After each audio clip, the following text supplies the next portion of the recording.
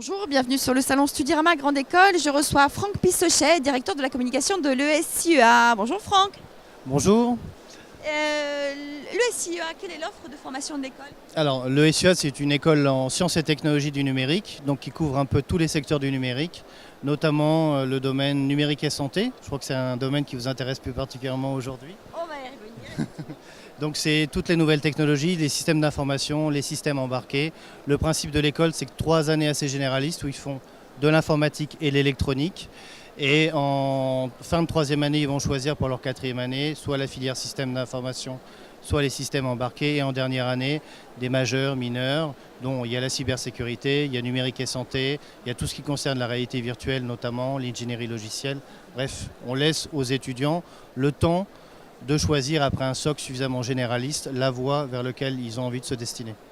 Justement, la filière, la spécialité santé numérique, quel avenir, quels sont les débouchés, comment s'organise le cursus, qu'enseignez-vous dans cette spécialité? Alors, c'est un domaine qui est en train véritablement d'exploser avec l'arrivée du numérique, parce que le numérique aujourd'hui est très présent dans le domaine de la santé. Donc nous, il y a déjà, on accueille beaucoup d'étudiants qui viennent de PACES, parce qu'on a compris que tout le monde, malheureusement, n'arrivait pas à finir leurs études de médecine et qu'ils avaient des capacités à faire valoir. Donc on a développé toute une offre autour de numérique et santé pour accueillir notamment ces étudiants qui ont essayé de faire une école de médecine et leur proposer les enseignements de l'école, mais avec des projets tournés dans le domaine numérique et santé, en lien notamment avec un des laboratoires de l'école, parce qu'on a un laboratoire qui s'appelle Interaction numérique santé et handicap.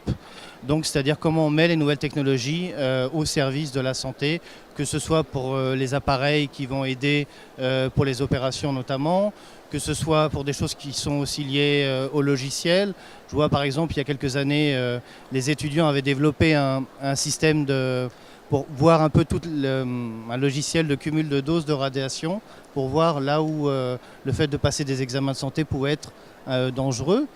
On a été à l'origine avec le CHU d'Angers d'une première mondiale qui utilisait la réalité virtuelle dans un bloc opératoire, c'est-à-dire la réalité virtuelle était là aussi pour guider la main du chirurgien. Donc voilà. Donc c'est des domaines comme ça qui sont en train d'exploser où le numérique est un plus pour développer ces spécialités.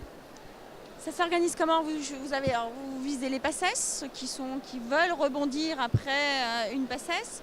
Vous visez éventuellement d'autres profils. Faut-il avoir une appétence en médecine ou pas? Alors la cible prioritaire, c'était effectivement ces étudiants qui ont envie de continuer dans ce domaine-là, mais on s'est aperçu déjà que certains qui venaient de médecine n'avaient pas forcément envie de continuer dans le domaine, et que plus généralement, c'est un domaine numérique et santé qui intéresse beaucoup les jeunes femmes aussi, parce que du coup elles ont l'impression aussi de se mettre aussi davantage au service des autres, où elles sont titillées un moment entre les études de médecine et les études d'ingénieur. Donc là, elles arrivent à concilier les deux, et c'est tout bénéfice pour elles. Ce qui va féminiser les promotions des écoles du numérique qui sont par nature très masculines. Alors effectivement, c'est effectivement un facteur d'attractivité pour avoir plus de jeunes femmes dans les écoles d'ingénieurs. Attractivité quand même aussi parce qu'il y a des besoins exponentiels dans le domaine professionnel. Il y a des besoins qui sont énormes, donc je vous ai cité tout ce qui est équipement notamment, mais il y a aussi la sécurité parce qu'aujourd'hui, même dans ce domaine-là, les hôpitaux ont besoin de renforcer leur sécurité. Donc il y a plein de choses à faire en fait dans la santé. Franck Pissochet, merci. Merci à vous.